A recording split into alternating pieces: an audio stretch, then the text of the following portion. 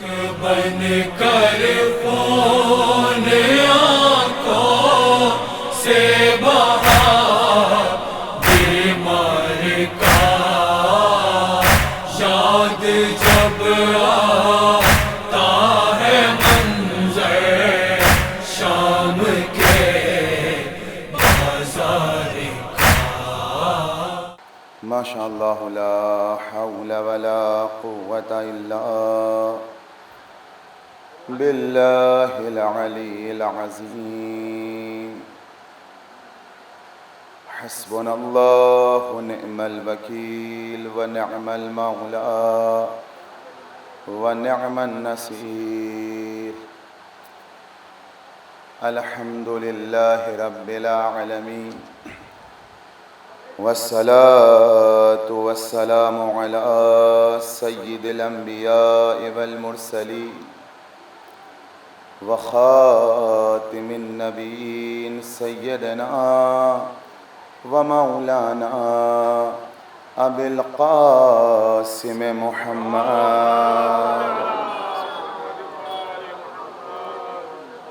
وآلہ الطیبین الطاہرین المعصومین المظلومین المنتجبین المنتخبین۔ اما بعد فقد سبحانہ وتعالی فی الحدیث القدسی یا احمد لولاک لما خلقت الافلاک ولولا علی لما خلقتک ولولا فاطمہ لما خلقتکما۔ صلوات پڑھے محمد وآل محمد۔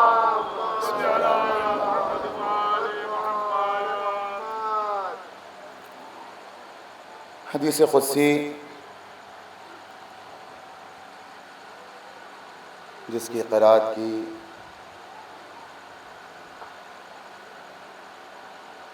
اور نہایت ہی مشہور یہ حدیث جس کو حدیث قدسی کہا جاتا ہے کہ انسان اگر صرف ان 3 جملوں پہ غور کر لے تو عظمت اہل بیت خود بخود سمجھ میں آ جائے گا انسان۔ بچوں کے لیے پہلے یہ بتا دوں، کلام مجید اور ہے، حدیث قدسی اور ہے، حدیث معصومین اور ہے۔ قرآن جس کو اللہ کی کتاب کہا جاتا ہے، کلام مجید کہا جاتا ہے۔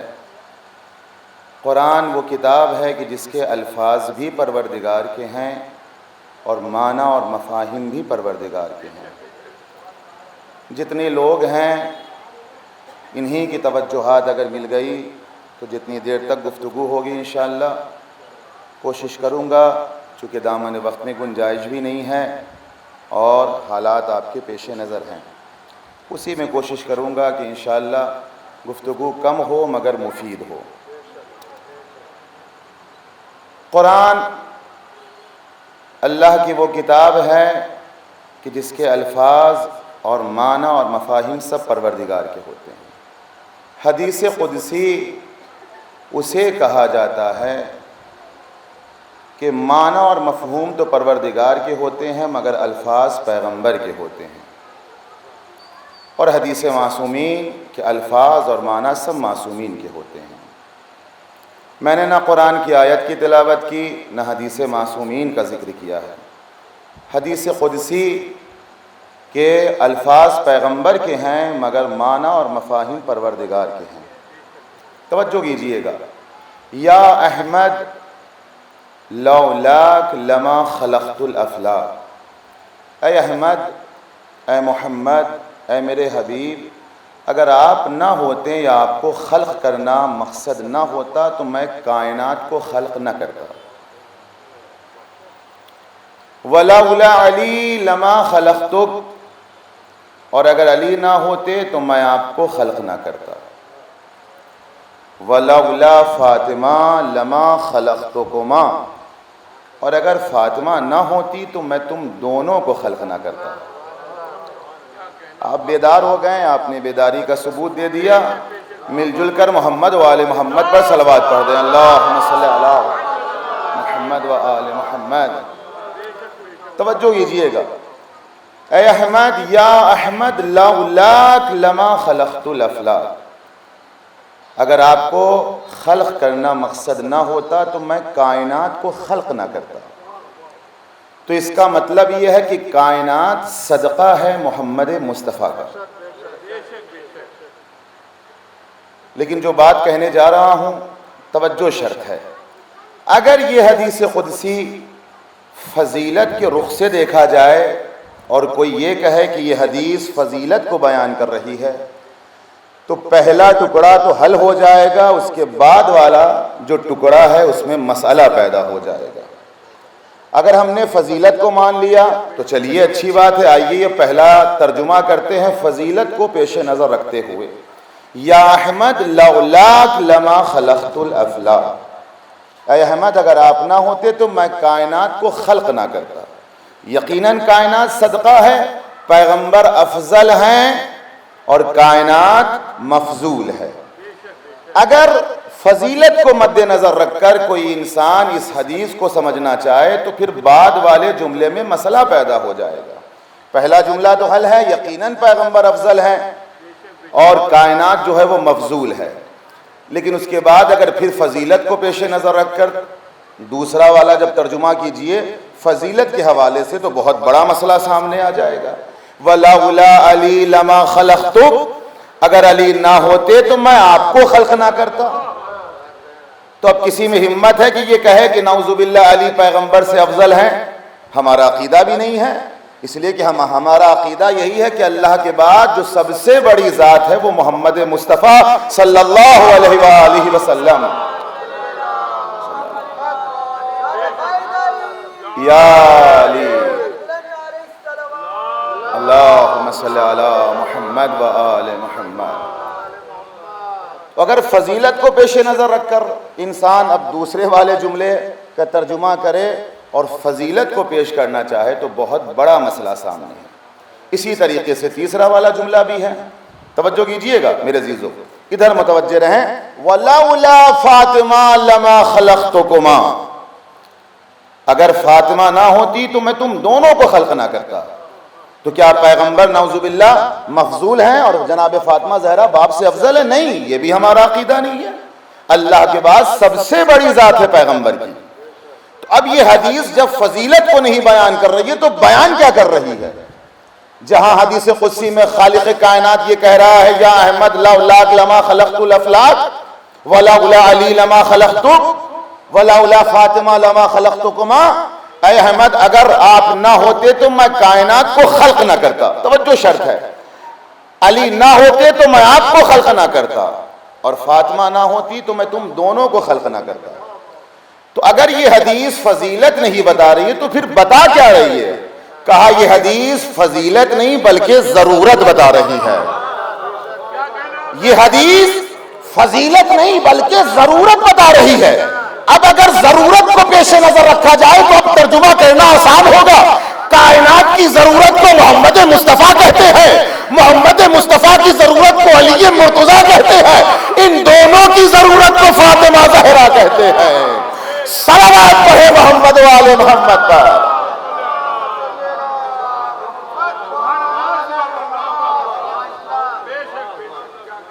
مل جل کر صلوات پڑھ دیں محمد و آل محمد پر۔ محمد و آل محمد۔ کائنات کی ضرورت کو کیا کہتے ہیں؟ محمد مصطفیٰ کہتے ہیں صلی اللہ علیہ وآلہ وسلم۔ اور پیغمبر کی ضرورت کو علی کہتے ہیں اور ان دونوں کی ضرورت کو فاطمہ الزہرا سلام اللہ علیہا کہتے ہیں۔ ضرورت، اس ضرورت کو انسان سمجھ لے تو مہدی موعود عجل اللہ تعالی فرجہ الشریف تک کے حالات خود بخود سمجھ میں آ جائیں گے۔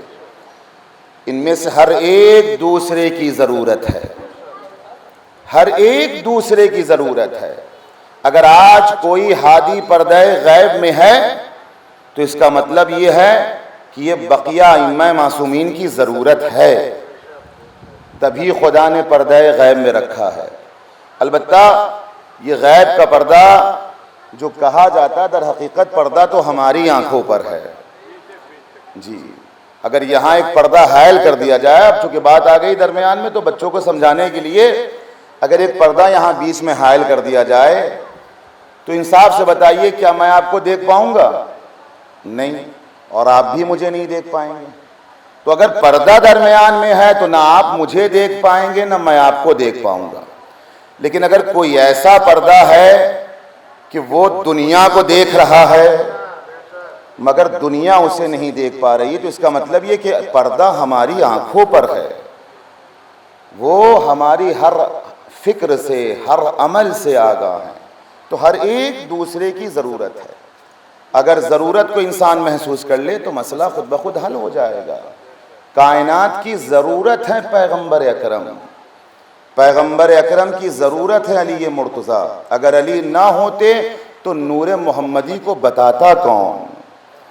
پیغمبر کی حقیقی ذات اور صفات کے بارے میں دنیا کو بتاتا کون؟ اس لیے کہ پیغمبر کی معرفت اگر ہوئی ہے یا لوگوں تک پہنچی ہے تو مولائے کائنات کے ذریعے سے ہوئی ہے، ورنہ جن لوگوں نے پہچانا اپنے اپنے طریقے سے تو کوئی یہ کہتا ہوا نظر آیا ہمارے بڑے بھائی ہیں یا ہم جیسے ہیں۔ توجہ کیجئے گا، مگر جو معرفت جس کے دل میں ہے پیغمبر کی، جو پیغمبر کی حقیقت کو پہچان رہا ہے، اس کی انکساری کا یہ عالم ہے کہ وہ ہمیشہ پیغمبر کو یعنی اپنے آپ کو پیغمبر کا غلام کہہ رہا ہے کہ میں تو محمد کے غلاموں میں سے ایک غلام ہوں، جبکہ خدا نے ضرورت بنا کے پیدا کیا ہے۔ توجہ کیجئے گا، ضرورت بنا کے پیدا کیا، اور کیسی ضرورت اسے محسوس کر لے۔ صرف ایک حدیث جو مولائے کائنات کی ہے، بزبان مولائے کائنات فضیلت پیغمبر اکرم صلی اللہ علیہ وآلہ وسلم۔ اللہم صلی علی محمد وآل محمد۔ جو پیچھے بیٹھے وہ بھی صلوات پڑھ دیں محمد وآل محمد پر۔ اللہم صلی علی محمد وآل محمد۔ دیکھیے فرش ازا بہت قیمتی شے ہے، اس میں کوئی دو رائے نہیں ہے۔ جو ہم تک پہنچی ہے یہ چیز، یہ نعمت بہت بڑی نعمت ہے، اور ہم سب کی ذمہ داری ہے جو یہاں سے وہاں تک بیٹھے ہیں کہ اس نعمت کی قدر کریں۔ یقین جانیے، نعمت جب ہاتھ سے نکل جاتی ہے تو پھر دنیا کو قدر سمجھ میں آتی ہے۔ یہ بہت بڑی نعمت ہے، اور اتنی بڑی نعمت ہے کہ ولایت آل محمد کے بعد اللہ نے سب سے بڑی یہ نعمت ہمارے کاندھوں پہ رکھی ہے، کسی اور امت کے کاندھوں پہ نہیں رکھی، کسی اور قوم کے کاندھوں پہ نہیں رکھی، بلکہ اس قوم کے کاندھوں پہ خدا نے اس نعمت کو رکھا، اس ذمہ داری کو رکھا ہے جسے عزاداری کہا جاتا ہے۔ اور اگر یہ آج نہ ہو تو ہماری پہچان ختم ہے۔ ہم اپنی عظمتوں کو پہچانیں کہ اگر کہا جاتا ہے کہ ہم دعائیں فاطمۃ الزہرا ہیں تو اس کا مقصد، اس کا مطلب یہی ہے کہ اگر جناب سیدہ سلام اللہ علیہا کسی امت کے لیے دعا کریں یا بعض لوگوں کے لیے یا کسی قوم کے لیے دعا کریں تو عام لوگوں کی یا مومن کی جب دعا رد نہیں کرتا ہے پروردگار تو سوچئے سیدہ کونین کی دعا کو کیسے رد کر دے گا۔ تو آج اگر یہ امت باقی ہے، یہ لوگ باقی ہیں جو امام حسین کے عزادار ہیں، تو واقعاً یہ جناب سیدہ سلام اللہ علیہا کی دعا کا نتیجہ ہے۔ لہٰذا اس نعمت کی قدر کریں، اور نعمت اللہ نے سب سے بڑی ہمارے کاندھوں پہ رکھی ہے جس کو عزا کہا جاتا ہے، عزائے سید الشہداء۔ یہ اور بات ہے کہ ہمیں اس کی عظمتوں کا پتہ نہ چل پائے، اس لیے کہ باپ دادا کے زمانے سے ہم بیٹھتے چلے آئے ہیں۔ اب بہرحال یہ میری فطرت ہے، جو لوگ مجھے جانتے ہیں، بہت سے لوگ یہاں بیٹھے ہیں، کہ منبر پر انسان جب آئے تو حق منبر کو ضرور ادا کرے، ورنہ یہاں آنا بیکار ہے۔ کہ اگر یہاں کے حق کو انسان ادا نہ کرے تو یہاں آنا بیکار۔ یہاں آ کر منہ دیکھی گفتگو نہیں کرنی چاہیے، یہاں وہ گفتگو کرنی چاہیے جو اہل بیت اور خدا کو پسند ہے۔ توجہ کیجئے گا، چونکہ باپ دادا سے یہ چیز ہمیں ملتی چلی آئی ہے، فلاں جلوس کرتے تھے، فلاں عزاداری کرتے تھے، ہمیں بھی کرنا ہے۔ کم ہیں جو اس کی عظمتوں سے واقف ہیں۔ توجہ کیجئے گا، اور جو ان عظمتوں سے واقف ہیں وہ کبھی بغیر وضو فرش ازا پہ نہیں آتے ہیں۔ اور جنہیں اس کی عظمت نہیں پتا وہ جیسے چاہتے ہیں اٹھ کے چلے آتے ہیں۔ بلکہ پہلی شرط ہے اس فرش عزا کی، پہلی شرط یہ ہے کہ آئے انسان تو باوضو ہو کر آئے، اس لیے کہ جب روح طاہر ہوگی تو طہارت کا تذکرہ جب روح سے ٹکرائے گا تو یہ طہارت کا اثر اپنا انسان کے وجود پر اس کا اثر ہوتا ہے۔ اور جب روح طاہر نہیں ہوگی، اس لیے کہ وضو اور غسل کیا ہے؟ یہ روحانی طہارت کا نام ہے۔ انسان جب وضو کر کے آتا ہے، جو لوگ مستقل باوضو رہتے ہیں ان کی کیفیت کچھ اور ہوتی ہے، اور جو باوضو نہیں رہتے ان کی کیفیت کچھ اور ہوتی ہے۔ اور جو لوگ نہیں آتے ہیں باوضو کر کے، وہ دو چار مجلسوں میں باوضو ہو کر جائیں، دیکھیں کہ فلاں مجلسوں سے اگر اس مجلس کا کمپیئر کیا جائے تو زمین آسمان کا فرق نظر آئے گا۔ کیوں؟ اس لیے کہ جب طہارت انسان کی باقی رہتی ہے تو یہ ذکر اپنا اثر دکھاتا ہے، یہ ذکر اپنا اثر دکھاتا ہے۔ آپ جانتے ہیں، ایک مثال لے دوں تاکہ بات بچوں تک پہنچ جائے، پھر اس کے بعد سے اپنی گفتگو پر آؤں۔ آپ نے کبھی دیکھا ہے، نعمت کو محسوس کیجئے، جب تک مچھلی پانی میں رہتی ہے اس سے پوچھئے کہ اس پانی کی عظمت کیا ہے تو وہ نہیں بتا پائے گی۔ کیوں؟ چونکہ نعمت سے مسلسل جو ہے وہ کیا ہو رہی ہے؟ فیضیاب ہو رہی ہے۔ لیکن کچھ دیر کے لیے ذرا سا پانی سے نکال لیں اور اب پوچھیں کہ اس پانی کی عظمت کیا ہے تو شاید اس سے بہتر کوئی بتا نہ پائے۔ کیوں؟ جب تک نعمت مل رہی تھی قدر نہیں ہو رہی تھی، نعمت چھنی تو قدر سمجھ میں آ گئی۔ اسی طریقے سے یہ فرش عزا ہمارے لیے بہت بڑی نعمت ہے۔ یہاں آج بھی کوئی چاہے تو حر بن سکتا ہے۔ توجہ کیجئے گا، کمی وہاں نہیں ہے۔ 1400 سال پہلے جو اعجاز وہ اس وقت دکھلا سکتے تھے آج بھی دکھلا سکتے ہیں۔ شرط یہ ہے کہ وہ کردار ہم اپنا لے جو حر نے اپنایا تھا۔ ایک صلوات پڑھے محمد و آل محمد پر۔ ایک اور صلوات پڑھ دیں محمد و آل محمد۔ لہذا وہ فیض آج بھی جاری ہے۔ اس فیض کو کسب کرنے کے لیے صلاحیت، اہلیت اور انسان کے اندر ظرفیت کا ہونا ضروری ہے۔ اگر صلاحیت نہیں ہے تو ہم اس فیض کو کسب نہیں کر سکتے ہیں۔ جو باصلاحیت ہو کر آتے ہیں وہ فیض حسین ابن علی کو کسب کرتے رہتے ہیں، اور جو نہیں آتے ہیں باصلاحیت ہو کر وہ آتے ہیں اٹھ کے چلے جاتے ہیں۔ لیکن یہ میرے عزیزو بہت بڑی نعمت ہے۔ انسان ہر محرم جب خدا نصیب کرے، اس سال بھی خدا نے ہمیں محرم نصیب کیا ہے کہ نہیں؟ انصاف سے بتائیے، 10 دن یہ سب سے اہم پیریڈ ہوتا ہے، سب سے اہم ایام ہوتے ہیں یہ۔ اس 10 دن میں اللہ نے کتنوں کو زندہ رکھا اور کتنوں کو دنیا سے اٹھا لیا۔ یہ نعمت ہے کہ نہیں؟ اگر وہ قادر مطلق ہے، وہ چاہتا تو ہمیں بھی محرم سے پہلے اٹھا سکتا تھا، لیکن اس نعمت کو حاصل کرنے کا موقع دیا اس نے۔ تو جب موقع دیا تو اب ہماری ذمہ داری ہے کہ اس نعمت سے کچھ حاصل کریں، اس محرم کو یوں ہی نہ جانے دیں۔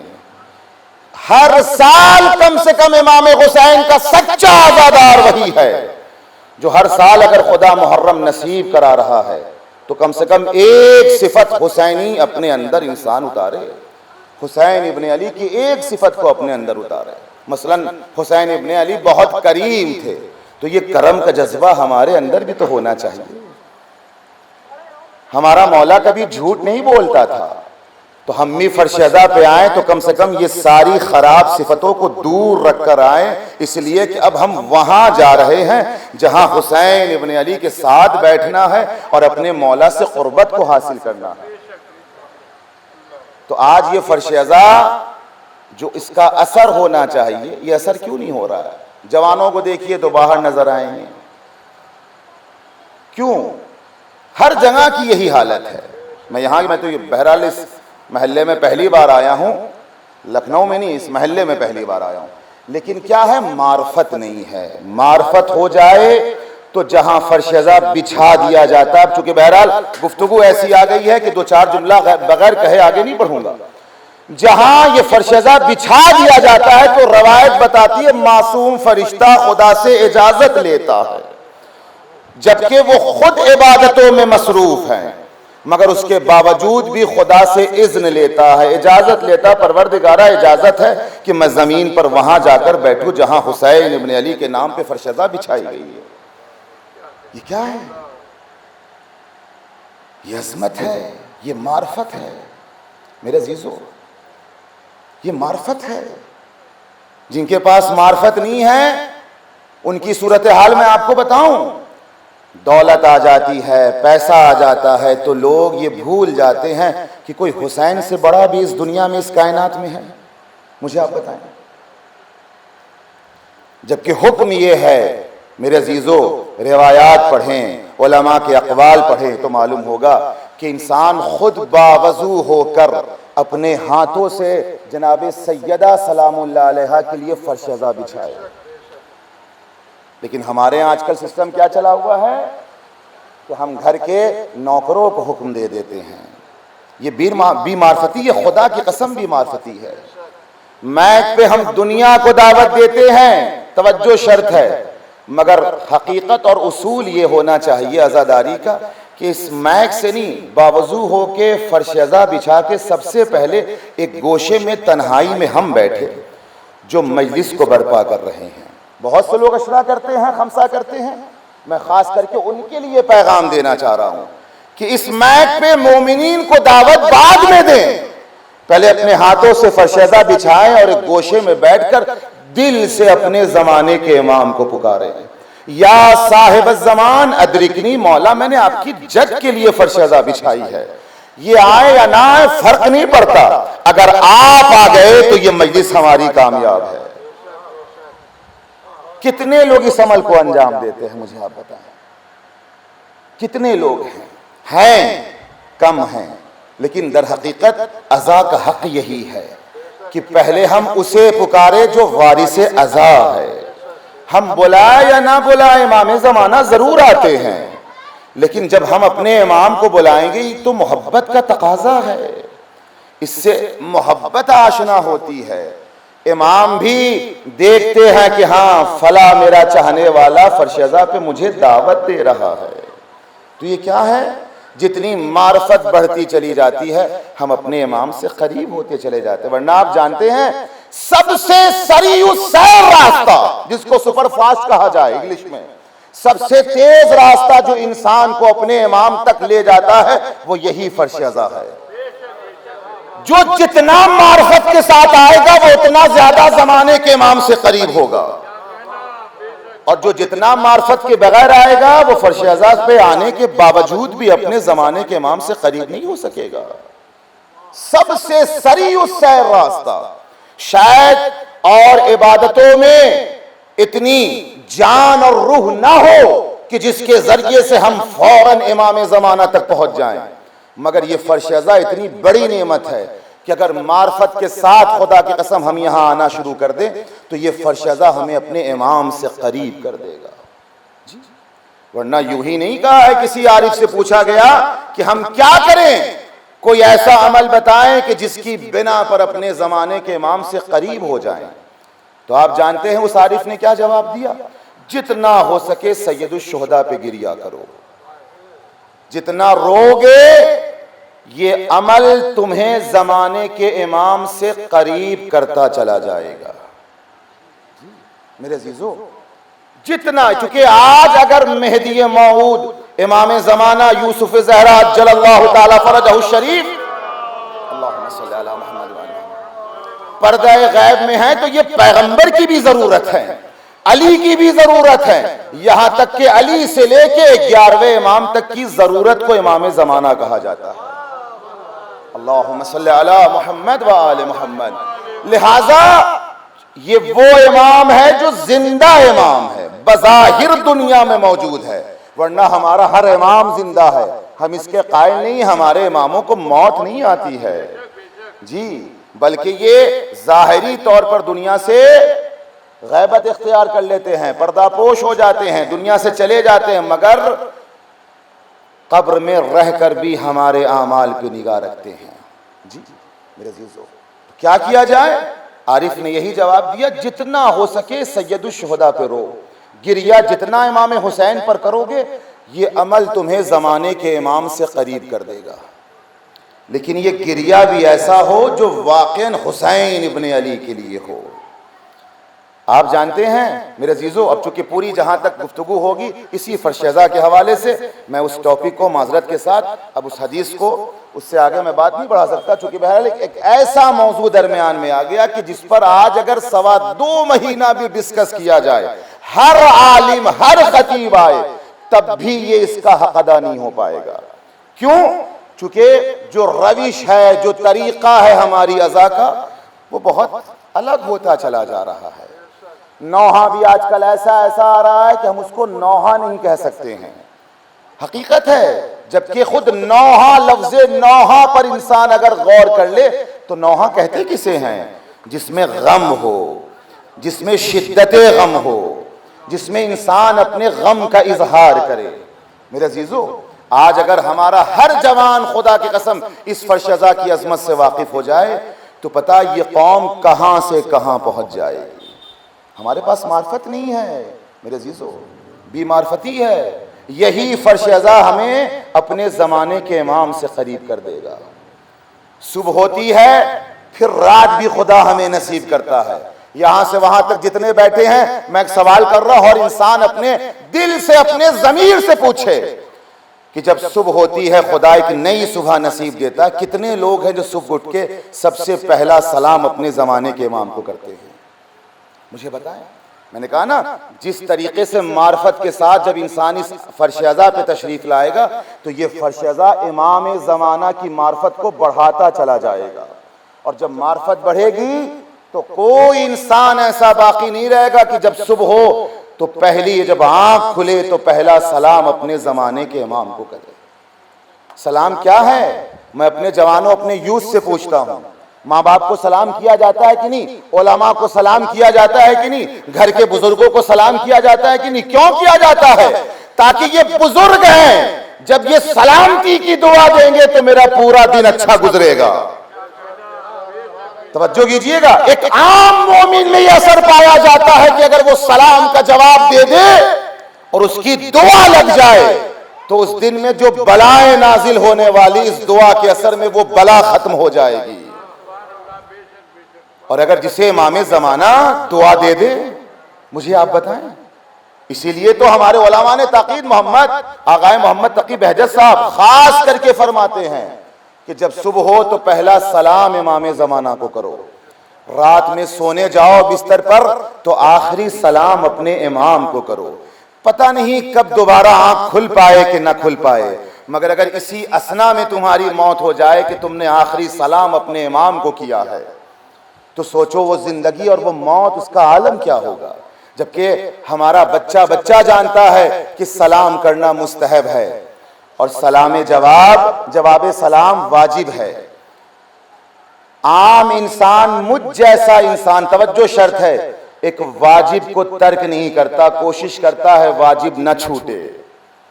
تو امام زمانہ کیا یہ کبھی چاہیں گے جب ہم سلام کریں گے امام زمانہ کو تو امام پلٹ کے اس سلام کا جواب دیں گے؟ یہ اور بات ہے کہ ہمارے کانوں تک امام کا جواب نہ آئے، نہ سن پائیں، مگر امام جہاں ہے وہاں سے ہمارے سلام کا جواب دیں گے۔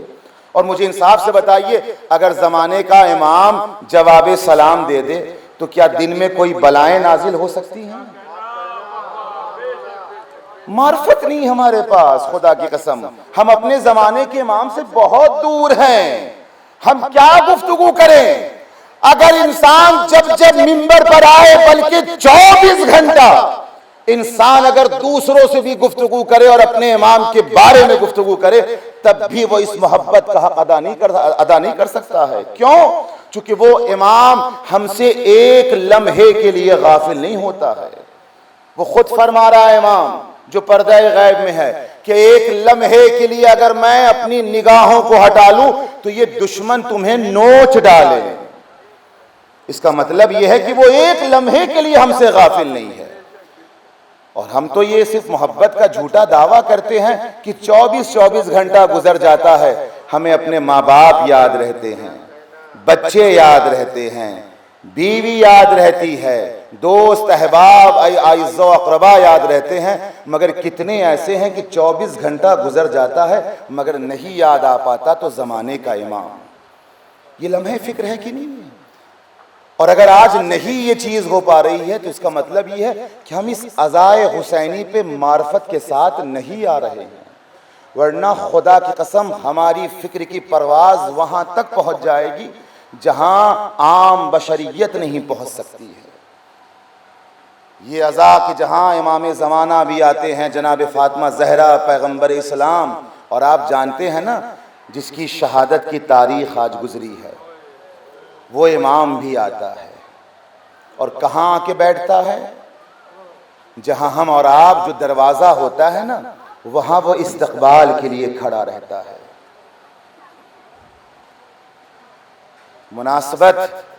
مناسبت کے حوالے سے بڑا اچھا نام اس محلے کا سجاد باغ، اور آج اسی امام کی شہادت کی تاریخ ہے۔ امام پر انسان جتنا گریہ کرے گا خدا کی قسم، جتنا آنسو بہائے گا، میں اور بھی کچھ بیان کرتا لیکن چونکہ مجھ سے کہا گیا 35 منٹ 40 منٹ میں گفتگو کو تمام کرنا ہے، لہٰذا معذرت کے ساتھ بہت سی باتیں چھوڑتے ہوئے میرے عزیزو، تو جو جتنا کہ فرش عزا پہ گریہ کرے گا روئے گا میرے عزیزو، وہ اتنا زیادہ حسین ابن علی سے قریب ہوتا چلا جائے گا، یقین جانیے۔ امام یہ نہیں دیکھتے ہیں کہ تم مجمع کے درمیان ہو، نہیں، گھر میں تنہا بیٹھ کر اگر حسین ابن علی کے لیے آنکھوں سے ایک قطرہ آنسو نکل جائے، چھٹے امام کی حدیث بیان کر رہا ہوں، ایک مچھر کے پر کے برابر بھی اگر آنکھوں سے آنسو نکل جائے تو یہ تمہاری بخشش کے لیے کافی ہے۔ اللہ ان جوانوں کو سلامت رکھے جنہوں نے اس کا اہتمام کیا، ان بزرگوں کو سلامت رکھے جنہوں نے اس کا اہتمام کیا ہے، ان لوگوں کو سلامت رکھے، خدا ان مومنین کو سلامت رکھے۔ اور دعا یہی ہے، اے امام زمانہ اے یوسف زہرا، سال آئندہ ایسا ماحول آ جائے کہ جس طریقے سے ہم شان و شوکت سے کیا کرتے تھے حسین کی ہر عزا کو، ہر عزاداری کو اسی طریقے سے انجام دیں۔ ہم روتے روتے مر بھی جائیں تو ہم کربلا والوں کا حق ادا نہیں کر سکتے ہیں میرے عزیزو۔ کیوں؟ چونکہ آپ جانتے ہیں ہمارے رونے پہ کوئی پابندی نہیں ہے، ہمیں تو موقع دیا گیا 2-4 گھنٹہ رو لو، کوئی تازیانہ تو لے کے نہیں کھڑا ہے نا، انصاف سے بتائیں۔ خدا ان آوازوں پہ، ان آنسوؤں پہ رحمت نازل فرمائے میرے عزیزو۔ حسین ابن علی کے لیے ایک مجلس بھی انسان اگر واقعاً حسین ابن علی کے لیے کر لے خدا کی قسم تو اس کی نجات کے لیے کافی ہے، صرف ایک مجلس۔ لیکن جتنی مجلسیں ہوں، جہاں جہاں انسان جائے کوشش کرے کہ صرف حسین ابن علی کے لیے، حسین ابن علی کے لیے۔ ہماری عظمت بہت بلند ہے۔ سید سجاد سے کوئی پوچھے کہ جہاں استقبال کے لیے کھڑے ہو جاتے ہیں، مدینے کی روایت ہے کہ ایک شخص نے اپنے بیٹے کی شادی رکھی اور امام سے کہا کہ مولا میرے بیٹے کی شادی ہے، تشریف ضرور لائیے گا۔ امام نے کہا کہ بابا کی شہادت کے بعد، واقعات کربلا کے بعد میں کسی شادیوں میں اب شرکت نہیں کرتا ہوں، کسی خوشی میں شرکت نہیں کرتا ہوں۔ اس نے اصرار کیا کہ مولا اگر آپ کا قدم آ گیا تو یہ میرے لیے بہت بڑی بات ہے۔ تو آپ جانتے ہیں امام نے کیا کہا؟ اگر تو چاہتا ہے کہ میرا قدم تیرے گھر پر آئے تو تو ایک کام کر لے، میرے بابا کی نام کے فرش عزا بچھا لے، میرے بھائی علی اکبر کا مصائب پڑھ، میں انشاءاللہ ضرور تشریف لاؤں گا۔ اس نے مجلس برپا کی ہے، بہت آرام سے میں کچھ دیر مصائب پڑھوں گا میرے عزیزو۔ اس نے مجلس برپا کی اور اس کے بعد سے جب مصائب شروع ہوا تو امام نے کہا ان چراغوں کو گل کر دو۔ اللہ اکبر! آپ جانتے ہیں امام خود فرما رہے ہیں ان چراغوں کو گل کر دو۔ کسی نے پوچھا مولا کیوں؟ کہا اس لیے کہ جو لوگ بیٹھے ہیں وہ رونے میں شرمائے نہیں، بلکہ کھل کے روئیں. میرے جد پر، میرے بابا پر جب کوئی گریہ کیا کرے تو بخل سے کام نہ لیا کرے. رونے پہ پابندی نہیں ہے ہمارے. امام فرماتے ہیں چراغوں کو گل کر دو. چراغ جب گل کیا گیا اور جب مصائب ختم ہو گیا تو اب لوگوں نے دیکھا کہ جہاں امام بیٹھے تھے سید الساجدین وہاں پر موجود نہیں ہیں. لوگوں نے ڈھونڈنا شروع کیا تو کیا دیکھا؟ جہاں ہم اور آپ اپنی نالین اتارتے ہیں اس دروازے پہ امام کھڑے ہیں. اس نے بڑھ کے پوچھا مولا یہ آپ کی جگہ نہیں ہے. امام نے کہا نہیں، یہ سب ہمارے لیے محترم ہو گئے ہیں اس لیے کہ انہوں نے آ کے میرے بابا کے غم میں آنکھوں سے آنسو بہائے ہیں. اللہ اکبر. جزاکم ربکم خیر الجزا. خدا آپ کو کسی غم میں نہ رلائے سوائے غم حسین کے. امام خود مصائب پڑھ رہے ہیں. آپ جانتے ہیں ہم اور آپ مصائب پڑھتے ہیں تو آنکھوں سے آنسو نکلتے ہیں، مگر سید الساجدین کو مصائب کی ضرورت نہیں تھی. جب پانی آتا تھا امام رونا شروع کر دیتے تھے. جانوروں کو دیکھتے تھے ذبیحہ کو تو امام رونا شروع کر دیتے تھے. کوئی پوچھتا تھا مولا گوشت دیکھ کر آپ کیوں گریہ کرتے ہیں؟ تو امام فرماتے ہیں کہ جب میں ان ذبیحوں کو دیکھتا ہوں تو مجھے کربلا میں وہ منظر یاد آ جاتا ہے جہاں کہیں قاسم کے پامال ٹکڑے بکھرے ہوئے ہیں، کہیں میرے بابا کی لاش کے ٹکڑے بکھرے ہوئے ہیں. اللہ اکبر. جزاکم ربکم خیر الجزا. خدا آپ کو کسی غم میں نہ رلائے سوائے غم حسین کے. حسین کتنی محبت کیا کرتے تھے اپنے بیٹے سے. امام حسین نے کتنا اہتمام کیا ہے 11 محرم کے لیے آپ جانتے ہیں، صرف اس لیے کہ میرا بیٹا میرے عریاں لاش کو نہ دیکھ سکے. اور یہ اہتمام میں آپ کو بتاؤں کہ جب 2 محرم کو حسین کا کارواں وارد کربلا ہوا ہے، تصور شرط ہے میرے عزیزو، خدا کی قسم بہت گریہ کریں گے. تو ایک مرتبہ مقتل کے جملے ہیں کہ امام حسین نے سب سے پہلا کام جو کیا ہے وہ زمین کو خریدا ہے. زمین کو خریدا اور بنی اسد کے لوگوں کو ہبہ کر دیا اور اس کے بعد سے بنی اسد کے مردوں کو بلایا ہے. آپ وصیت سنتے رہتے ہیں لیکن کبھی غور کریں کہ یہ وصیت اور اتنا اہتمام کیا کیوں جا رہا ہے. بنی اسد کے مردوں کو بلایا اور بلانے کے بعد کہا دیکھو جب ہم قتل کر دیے جائیں تو ہماری لاشوں کو دفن کر دینا. امام نے وصیت کی کس سے؟ بنی اسد کے مردوں سے. لیکن مقتل کے جملے ہیں ابھی امام حسین کا دل مطمئن نہیں ہو رہا ہے. عورتوں کو بلایا ہے. عورتوں کو بلانے کے بعد کہا دیکھو اگر تمہارے مرد کسی وجہ سے ہمیں دفن نہ کر سکے تو تم حجاب میں آنا اور ہماری لاشوں کو دفن کر دینا. مولا مردوں سے وصیت ہو گئی، عورتوں سے وصیت ہو گئی، اب تو دل کو اطمینان حاصل ہونا چاہیے. مگر مقتل کے جملے ہیں کہ حسین کے دل کو ابھی اطمینان نہیں ہو رہا ہے.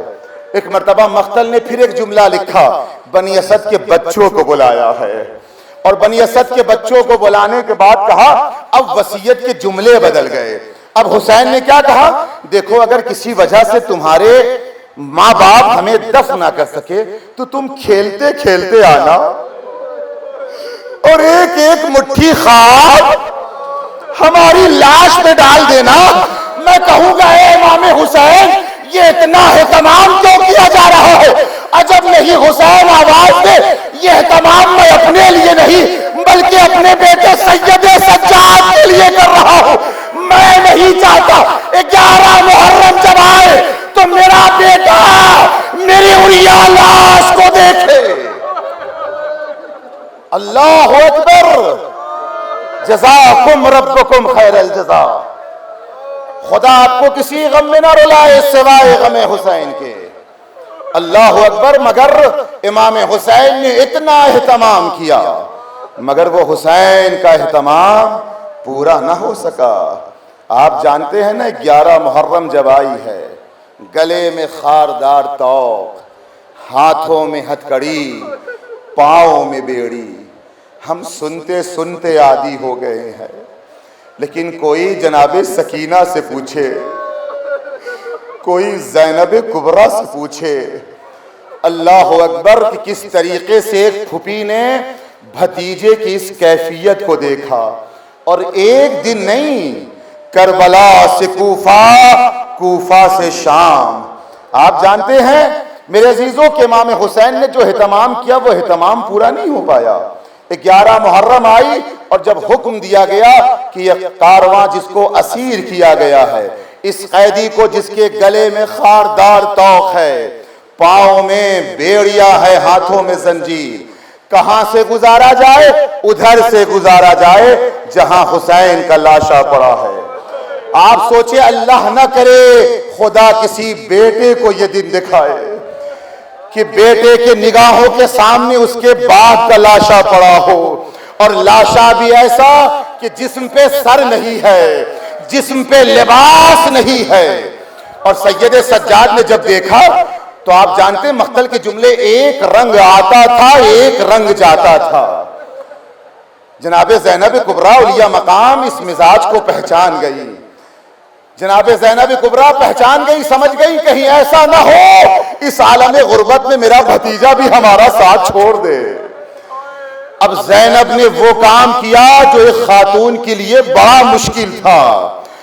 جناب زینب کبریٰ اونٹ پر سوار ہیں، ننگی پشت ہے، ہاتھ پسے پشت بندھے ہیں، مگر جب بھتیجے کی کیفیت کو دیکھا، سید سجاد کی کیفیت کو دیکھا تو کیا کیا بھوپی نے؟ بندھے ہاتھ سے اپنے آپ کو زمین کربلا پہ گرایا، صرف اس لیے کہ سید سجاد کی توجہات بابا کی لاش سے ہٹ جائے۔ لیکن میں کہوں گا اے جناب زینب کبریٰ، بھتیجے کی توجہات تو ہٹ گئی، مگر اب جب زینب متوجہ ہوئی ہیں بھائی کی طرف، تو آپ جانتی ہیں بہن نے جب امام حسین کی لاش کو دیکھا ہے تو علماء لکھتے ہیں کہ جناب زینب نے ایک مرتبہ حسین کی لاش کا طواف کرنا شروع کیا۔ علماء لکھتے ہیں یہ طواف اس لیے تھا کوئی ایسی جگہ مل جائے جہاں بہن جاتے جاتے حسین کو بوسہ دے دے۔ اللہ اکبر! میرے عزیزو، خود سید سجاد فرماتے ہیں میرے بابا کے جسم پر ایک نگینہ کے برابر بھی جگہ نہ تھی کہ جہاں میری پھوپھی بوسہ دے سکے، پورا جسم چھلنی تھا۔ اللہ اکبر! جناب زینب نے جب لاش کو دیکھا ہے، طواف کیا اور کوئی جگہ نہ ملی تو آپ جانتے ہیں مقتل کا جملہ کیا ہے؟ ایک مرتبہ بہن نے کٹی ہوئی گردن پر منہ رکھا ہے اور منہ رکھنے کے بعد بوسہ دیا، اور ایک جملہ دنیا کا سارا مرثیہ ایک طرف، زینب کا ایک جملہ ایک طرف، آنتا اخی کیا تو ہی میرا بھائی حسین ہے؟ اللہ اکبر! جزاکم ربکم خیر الجزا۔ خدا آپ کو کسی غم میں نہ رلائے سوائے غم حسین کے۔ کوشش کیا کرے ایک قطرہ آنسو مگر حسین کے نام پر آ جائے۔ آج تو سید سجاد کے لیے رونے بیٹھے ہیں نا، اب رونے کے لیے آپ جانتے ہیں اگر آنسو نہ آئے تو امام زمانہ سے دعا کرنی چاہیے، مولا آخر اگر آپ کی توفیق شامل حال ہوگی تو یہ آنکھیں نم ہو جائیں گی کربلا والوں کے لیے۔ ان آنسوؤں کی بہت عظمت ہے۔ سید سجاد مصائب پڑھ رہے ہیں، مصائب پڑھتے پڑھتے آپ جانتے ہیں ایک مرتبہ سید سجاد نے کہا، اے ابو بصیر میں اپنے بابا کا مصائب پڑھ رہا ہوں اور تو رو نہیں رہا ہے۔ ابو بصیر نے کہا، مولا یہ رومال آنسوؤں سے تر ہے، گواہ ہے کہ میں آپ کے بابا پہ آنسو بہا رہا ہوں۔ تو سید الساجدین نے کہا، ابو بصیر وہ تو میں بھی دیکھ رہا ہوں مگر مجھے ایسا رونا پسند نہیں ہے، ایسے رو جیسے ایک ماں کا جوان جب دنیا سے چلا جاتا۔ اللہ اکبر! جزاکم ربکم خیر الجزا۔ خدا آپ کو کسی غم میں نہ رلائے سوائے غم حسین کے۔ کربلا سے کوفہ، کوفہ سے شام۔ آپ جانتے ہیں بازار کوفہ میں سید الساجدین پر اور آل رسول پر صدقے کی کھجور پھینکی جا رہی تھی، جن پر صدقہ حرام ہے، اور بازار شام میں کھجوریں نہیں، ارے کوئی پتھر مارتا تھا، کوئی سید سجاد کے سر پہ آ کے گرا. ارے ہاتھ ہتھکڑیوں سے بندھے تھے, امام چلاتا رہ گیا سید سجاد کو بچاؤ. اللہ اکبر. جزاکم ربکم خیر الجزا. خدا آپ کو کسی غم میں نہ رلائے سوائے غم حسین کے. بڑی مصیبت پڑی ہے شام میں. جب بھی پوچھا گیا مولا سب سے زیادہ مصیبت کہاں پڑی, تو زبان پر ایک ہی جملہ الشام الشام الشام. بازار شام, دربار شام, زندان شام. آپ جانتے ہیں کہ میری دائیں پنڈلی کو میرے بابا سجاد کی بائیں پنڈلیوں کے ساتھ باندھ دیا گیا تھا. میرا قد چھوٹا تھا, میرے بابا کا قد بڑا تھا. ارے باپ بیٹے کی محبت میں میلوں رکوع کی حالت میں چلا ہے. کن کن مصائب کو بیان کیا جائے. سید سجاد کے نام ایسا ہے جو واقعی یہ نام مظلوم ہے. زباں پہ نام آتا ہے, خدا کی قسم ہم بے چین ہو جاتے ہیں. علم بھی اٹھے گا, ہمیں حق ہے کہ ہم اس علم کی زیارت کریں. کیوں؟ اس لیے آپ جانتے ہیں یہاں تو بہت سے ہاتھ موجود ہیں اٹھانے کے لیے. کربلا میں صرف 2 ہاتھ تھے جسے ظالموں نے قلم کر دیا, اور یہ علم جب تک کربلا میں بلند رہا سیدانیوں کی ڈھارس باقی رہی. یہ علم کربلا میں جب تک بلند رہا بچوں کی آس باقی رہی. یہ علم جب تک کربلا میں بلند رہا حسین کی کمر سیدھی رہی. اللہ اکبر. لہذا علم کے ساتھ ساتھ تابوت بھی نکلے گا. کس کا تابوت؟ سید سجاد کا تابوت. 2 تابوت ایسے ہیں اس کائنات میں جن پر زنجیروں کو باندھا گیا, زنجیروں کو رکھا گیا میرے عزیزو, اور جنہیں زنجیروں میں جکڑ دیا گیا.